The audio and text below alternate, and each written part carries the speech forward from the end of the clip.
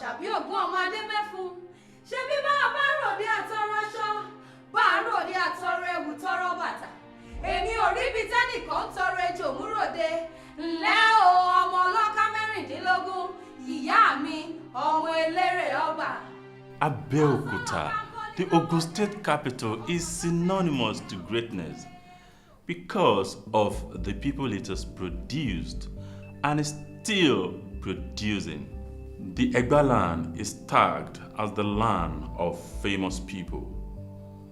The first African to win the most prestigious award in the world, that is the Nobel laureate, Professor Wole Soyinka, is Egba.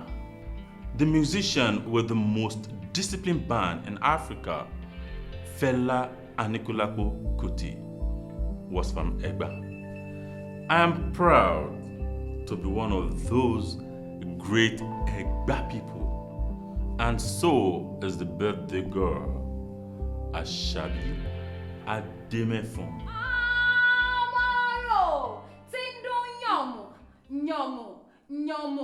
Yànmù nígbàlẹ̀ ńlẹ́ ọmọ òru là á ṣèkà. Ọmọ aróge gbàgùrà o, àdọ́mọ́ fi ọ̀jẹ́ o. Ọmọ ajífàjẹ́ lọ. Àdọ́mọ́ fi ọ̀jẹ́ o, ọmọ ajífìjà lọ. Ọmọ màá sá kó tó dòjò. Ọmọ asàlọ̀ síwájú kó tó dìjà mo kí ẹ.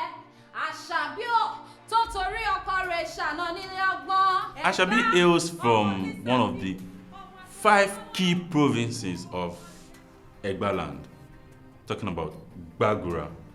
The people of Gbagura are very adventurous people and also mystical.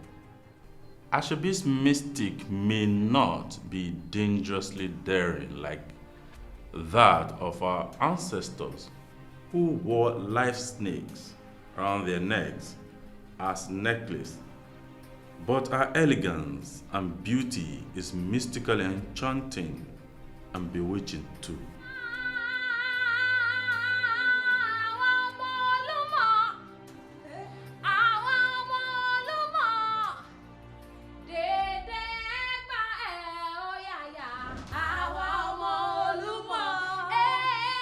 So on this note, Àṣàbí, ọmọ Adémẹ́fun, ọmọ Gbàgùrà, ọmọ Lísàbí Agbòǹgbò Àkàlà, I say, born anniversary,